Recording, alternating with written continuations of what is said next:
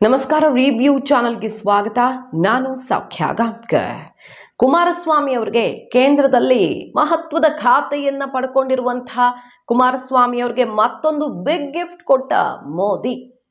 ಈಗಿರುವಂತಹ ದೊಡ್ಡ ಖಾತೆಯ ಜೊತೆಗೆ ಮತ್ತೊಂದು ಮಹತ್ವದ ಜವಾಬ್ದಾರಿಯನ್ನ ಈಗ ಕುಮಾರಸ್ವಾಮಿ ಅವರು ಪಡ್ಕೊಂಡಿದ್ದಾರೆ. ಸೊ ಕರ್ನಾಟಕಕ್ಕೆ ಸಿಗ್ತಾ ಇರುವಂತಹ ಮತ್ತೊಂದು ಕೊಡುಗೆ ಇದು. ಹಾಗಾದ್ರೆ ಬಹಳ ಪ್ರಮುಖರು ಮಾತ್ರ ಇರುವಂತಹ ಈ ಆಯಕಟ್ಟಿನ ಜಾಗದಲ್ಲಿ ಕುಮಾರಸ್ವಾಮಿ ಅವ್ರಿಗೂ ಅವಕಾಶ ಸಿಕ್ಕಿದ್ದು ಹೇಗೆ ಮಾಹಿತಿ ಮುಂದೆ ಇಡ್ತಾ ಇದೀವಿ. ಮಿಸ್ ಮಾಡಿದ್ರೆ ನಮ್ಮ ಚಾನಲ್ನ ಸಬ್ಸ್ಕ್ರೈಬ್ ಮಾಡಿ, ನಿಮ್ಮ ಅಭಿಪ್ರಾಯ ಕಮೆಂಟ್ ಮಾಡಿ ತಿಳಿಸಿ. ಎಸ್ ವೀಕ್ಷಕರೇ, ಈ ಸಲ ಕರ್ನಾಟಕದಲ್ಲಿ ಬಿಜೆಪಿಯ ಸಾಧನೆಗೆ ಜೆಡಿಎಸ್ನ ಕೊಡುಗೆ ದೊಡ್ಡದಿದೆ ಮತ್ತು ಭವಿಷ್ಯದ ಲೆಕ್ಕಾಚಾರಗಳು ಕೂಡ ಕುಮಾರಸ್ವಾಮಿ ಅವರ ಸುತ್ತ ಇದೆ. ಅಮಿತ್ ಶಾ ಮತ್ತು ಮೋದಿ ಸಮೀಕರಣ ಹಲವು ಬಾರಿ ಚರ್ಚೆ ಆಗಿರೋದೆ. ಕರ್ನಾಟಕದಲ್ಲಿ ಕಾಂಗ್ರೆಸ್ ಅನ್ನ ಕಟ್ಟ ಹಾಕೋದಿಕ್ಕೆ ಈಗಿರುವಂತಹ ಬಿಜೆಪಿ ನಾಯಕತ್ವದ ಜೊತೆಗೆ ಕುಮಾರಸ್ವಾಮಿ ಅವರ ಬಲ ಸೇರಿದ್ರೆ ನಮಗೆ ಒಳಿತು ಅನ್ನೋದು ಮೋದಿ ಅಮಿತ್ ಶಾ ಬಹಳ ದಿನಗಳಿಂದ ಯೋಚಿಸ್ತಾ ಇರೋದು. ಮತ್ತದು ಈ ಲೋಕಸಭಾ ಚುನಾವಣೆಯಲ್ಲಿ ಪ್ರೂವ್ ಆಯ್ತು. ಜೆಡಿಎಸ್ ಗೆದ್ದಿದ್ದು 2 ಸ್ಥಾನಗಳನ್ನಾದ್ರೂ ಬಿಜೆಪಿಯ 7-8 ಸ್ಥಾನಗಳ ಗೆಲುವಿಗೆ ದೊಡ್ಡ ಬಲವನ್ನ ಕೊಟ್ಟಿದೆ. ಅದನ್ನ ಬಿಜೆಪಿ ಓಪನ್ ಆಗಿ ಒಪ್ಪಿಕೊಂಡಿದೆ. ಸಾಕಷ್ಟು ರಿಪೋರ್ಟ್ಗಳನ್ನ ಈ ಬಗ್ಗೆ ನಾವು ಮಾಡಿದ್ದೀವಿ. ಹಾಗಾಗಿ ಪ್ರಮುಖ ಕ್ಯಾಬಿನೆಟ್ ರ್ಯಾಂಕ್ ಅನ್ನ, ಒಳ್ಳೆ ಖಾತೆಯನ್ನೇ ಕೊಟ್ಟು ಕುಮಾರಸ್ವಾಮಿ ಅವರಿಗೆ ದೊಡ್ಡ ಬಲವೇ ಬಂದಿದೆ. ಅದರ ಜೊತೆಗೆ ಈಗ ಅತ್ಯಂತ ನಿರ್ಣಾಯಕ ಆರ್ಥಿಕ ವ್ಯವಹಾರ ಸಂಪುಟ ಸಮಿತಿಯಲ್ಲಿ ಕುಮಾರಸ್ವಾಮಿ ಅವರು ಸ್ಥಾನವನ್ನ ಪಡ್ಕೊಂಡಿದ್ದಾರೆ. ಕೆಲವರು ಅತ್ಯಂತ ಪ್ರಮುಖರು ಇರುವಂತಹ ಈ ಕ್ಯಾಬಿನೆಟ್ ಕಮಿಟಿಯಲ್ಲಿ, ಆರ್ಥಿಕ ವ್ಯವಹಾರ ಸಂಪುಟ ಸಮಿತಿಯಲ್ಲಿ ಕುಮಾರಸ್ವಾಮಿ ಅವ್ರನ್ನ ಸೇರಿಸಲಾಗಿದೆ ಅನ್ನೋದು ಈಗ ಮಹತ್ವದ ಬೆಳವಣಿಗೆ. ಯಾರ್ಯಾರಿದ್ದಾರೆ ಅದರಲ್ಲಿ ಅದನ್ನು ಕೂಡ ನೋಡ್ತಾ ಹೋಗೋಣ. ಹಣಕಾಸು ವಿಚಾರದಲ್ಲಿ, ದೇಶದ ಆರ್ಥಿಕತೆ ಹಣಕಾಸು ವಿಚಾರಗಳಲ್ಲಿ ಅತ್ಯಂತ ನಿರ್ಣಾಯಕ ಪಾತ್ರವನ್ನ ವಹಿಸುತ್ತೆ ಈ ಸಮಿತಿ. ಇದರಲ್ಲಿ ಈಗ ಕುಮಾರಸ್ವಾಮಿ ಅವ್ರಿಗೂ ಕೂಡ ಅವಕಾಶ ಮಾಡಿಕೊಡ್ಲಾಗಿದೆ. ಇನ್ನು 11 ಸದಸ್ಯರಲ್ಲಿ ಬಿಜೆಪಿ ಹೊರತಾಗಿ ಇರುವ ಸದಸ್ಯರು ಅಂತ ಕೇಳಿದ್ರೆ ಜೆಡಿಎಸ್ ನಿಂದ ಕುಮಾರಸ್ವಾಮಿ ಅವರು, ಜೆಡಿಯು ನಿಂದ ಲಲನ್ ಸಿಂಗ್ ಅವರು ಮಾತ್ರ. ಅಂದ್ರೆ ಈ ಕಮಿಟಿಯಲ್ಲಿ ಬಹುಪಾಲು ಬಿಜೆಪಿಗರಿದ್ದಾರೆ. ಬಿಜೆಪಿ ಬಿಟ್ಟು ಯಾರಿಗಾದ್ರೂ ಅವಕಾಶ ಮಾಡಿಕೊಟ್ಟಿದ್ರೆ ಈ NDA ಆಧಾರ ಸ್ತಂಭವಾಗಿರುವ ಜೆಡಿಯು ನಿಂದ ಲಲನ್ ಸಿಂಗ್ ಮತ್ತು ಜೆಡಿಎಸ್ ನಿಂದ ಕುಮಾರಸ್ವಾಮಿ ಅವರಿಗೆ ಮಾತ್ರ ಅನ್ನೋದು ವೆರಿ ಇಂಟ್ರೆಸ್ಟಿಂಗ್.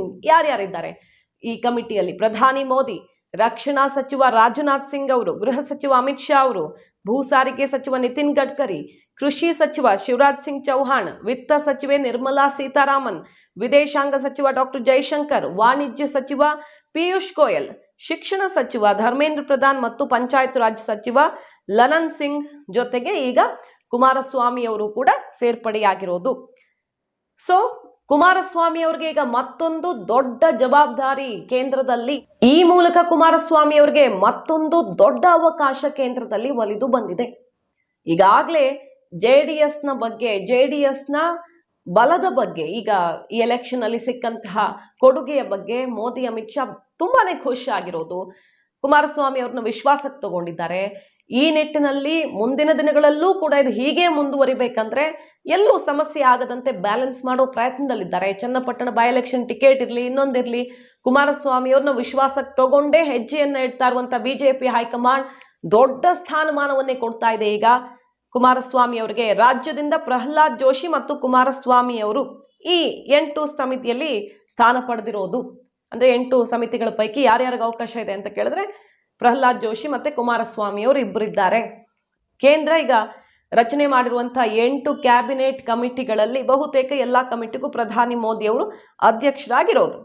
ಸಂಪುಟ ಬಂಡವಾಳ ಮತ್ತು ಪ್ರಗತಿ ಸಮಿತಿಯಲ್ಲಿ ಪ್ರಹ್ಲಾದ್ ಜೋಶಿ ಅವರಿಗೆ ಸ್ಥಾನ ಕೊಡಲಾಗಿದೆ. ಸಂಪುಟ ನೇಮಕಾತಿ ಸಮಿತಿಯಲ್ಲಿ ಮೋದಿ ಅಮಿತ್ ಶಾ ಅವರು ಇಬ್ಬರೇ ಇದ್ದಾರೆ.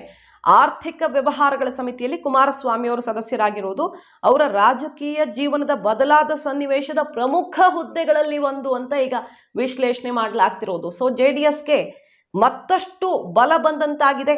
ಈ ಮೂಲಕ ಒಂದು ವಿಚಾರ ಅಂತೂ ಕ್ಲಿಯರ್ ಆಗ್ತಾ ಇದೆ. NDAಯಲ್ಲಿ ಅತ್ಯಂತ ನಿರ್ಣಾಯಕ ಪಾತ್ರ ವಹಿಸ್ತಾ ಇರುವಂತಹ TDP JDUನಷ್ಟೇ ಮಹತ್ವ 2 ಸ್ಥಾನಗಳನ್ನು ಗೆದ್ದಿದ್ರು ಕುಮಾರಸ್ವಾಮಿ ಅವ್ರಿಗೆ ಕೊಡ್ತಾ ಇದ್ದಾರೆ. ಅಂದ್ರೆ ಅರ್ಥ ಏನು? ಕರ್ನಾಟಕದಲ್ಲಿ ಭವಿಷ್ಯವನ್ನ ಕುಮಾರಸ್ವಾಮಿ ಅವರ ಸುತ್ತ ಮೋದಿ ಶಾ ಲೆಕ್ಕ ಹಾಕ್ತಿದ್ದಾರೆ ಅಂತ ಅರ್ಥೈಸಿಕೊಳ್ಳಬಹುದೇನೋ. ಯಡಿಯೂರಪ್ಪನವರ ಬಳಿಕ ಮುಂದೇನು ಅನ್ನೋ ಪ್ರಶ್ನೆಗೆ, ಅಂದ್ರೆ ಆ ಪ್ರಶ್ನೆಗೆ ಇನ್ನೂ ಸರಿಯಾಗಿ ಉತ್ತರ ಸಿಕ್ಕಿಲ್ಲದ ಕಾರಣದಿಂದಾಗಿ JDS ಬಲವನ್ನ ಭವಿಷ್ಯದಲ್ಲೂ ಬಯಸ್ತಾ ಇದೆಯಾ ಬಿಜೆಪಿ ಹೈಕಮಾಂಡ್ ಅನ್ನೋದು ಒಂದು ಆಯಾಮ. ಮತ್ತೊಂದು ಕಡೆ ಒಕ್ಕಲಿಗ ನಾಯಕತ್ವದ ಜೋರು ಜಟಾಪಟಿಯಲ್ಲಿ ಗೆದ್ದು ಬೀಗಿದ್ದಾರೆ ಕುಮಾರಸ್ವಾಮಿ ಅವರು. DK Shivakumar versus HDK fight ಸಿಕ್ಕಾಪಟ್ಟೆ ಸದ್ದು ಮಾಡ್ತು ಈ ಎಲೆಕ್ಷನ್ ನಲ್ಲಿ. DK ಸುರೇಶ್ ಅವರನ್ನ ಮಣಿಸುವಲ್ಲಿ ಮಹತ್ವದ ನಿರ್ಧಾರ ತಗೊಂಡ್ರು. ಮಂಜುನಾಥ್ ಅವರನ್ನ ಬಿಜೆಪಿ ಚಿಹ್ನೆಯಡಿ ಕಣಕ್ಕಿಳಿಸಿ ಅನ್ನುವ ಐಡಿಯಾವನ್ನ ಇಡುವ ಮೂಲಕ ಅದು ಕೂಡ ವರ್ಕೌಟ್ ಆಯ್ತು. ಹಳೆ ಮೈಸೂರು ಭಾಗದಲ್ಲಿ ಬಿಜೆಪಿಗೆ ಭರ್ಜರಿ ಬಲವೂ ಬಂತು. ಹಾಗೆ ಮುಂದಿನ ದಿನಗಳಲ್ಲಿ ಕರ್ನಾಟಕದಲ್ಲಿ ಬಿಜೆಪಿಯ ಲೆಕ್ಕಾಚಾರಗಳೇನಿವೆ ಅನ್ನೋದು ಗೊತ್ತಿಲ್ಲ. ಈ ಹೊತ್ತಲ್ಲಿ ಕುಮಾರಸ್ವಾಮಿ ಅವರಿಗೆ ಸಿಕ್ಕಿರುವಂತ ಮತ್ತೊಂದು ಮಹತ್ವದ ಸ್ಥಾನ ಅವರ ವಿರೋಧಿಗಳಿಗೆ ಠಕ್ಕರ್ ಅಂತೆಯೂ ಕಾಣಿಸ್ತಾ ಇದೆ. ಯಾಕಂದ್ರೆ ಅವ್ರ ಎಲೆಕ್ಷನ್ ಟೈಮಲ್ಲಿ ನೋಡಿದ್ವಿ, ತನ್ನ ಬಲವನ್ನ ಕುಗ್ಗಿಸೋದಿಕ್ಕೆ, ದೇವೇಗೌಡರ ಕುಟುಂಬವನ್ನೇ ಮುಗಿಸೋದಿಕ್ಕೆ, JDS ಅನ್ನೇ ಮುಗಿಸೋದಿಕ್ಕೆ ಏನೇನು ಮಾಡಿದ್ರು, ಪೆನ್ ಡ್ರೈವ್ ಮತ್ತೊಂದು ಅಂತೆಲ್ಲ ಆರೋಪ ಮಾಡಿದ್ರಲ್ಲ. ಆದ್ರೆ ರಿಸಲ್ಟ್ ಬರ್ತಾ ಇದ್ದ ಹಾಗೆ ಕುಮಾರಸ್ವಾಮಿ ಅವರ ಅದೃಷ್ಟದ ಬಾಗಿಲೇ ತೆರೆದಂತೆ ಕಾಣಿಸ್ತಾ ಇದೆ.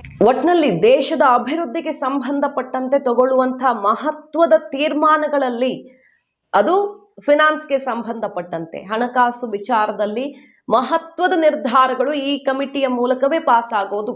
ಕುಮಾರಸ್ವಾಮಿ ಅವರಿಗೆ ಅದರಲ್ಲಿ ಮಹತ್ವದ ಅವಕಾಶ ಸಿಕ್ಕಿದ್ದು ರಾಜ್ಯಕ್ಕೂ ಒಂದಿಷ್ಟು ಒಳಿತಾಗಬಹುದು ಅನ್ನೋ ನಿರೀಕ್ಷೆ ಗರಿಗೆದರಿದೆ. ಈಗ ಮಾಹಿತಿ ನಿಮ್ಗೆ ಇಷ್ಟ ಆಗಿದ್ರೆ ಮಿಸ್ ಮಾಡಿದ್ರೆ ನಮ್ಮ ಚಾನಲ್ನ ಸಬ್ಸ್ಕ್ರೈಬ್ ಮಾಡಿ, ನಿಮ್ಮ ಅಭಿಪ್ರಾಯ ಕಮೆಂಟ್ ಮಾಡಿ ತಿಳಿಸಿ. Thank you.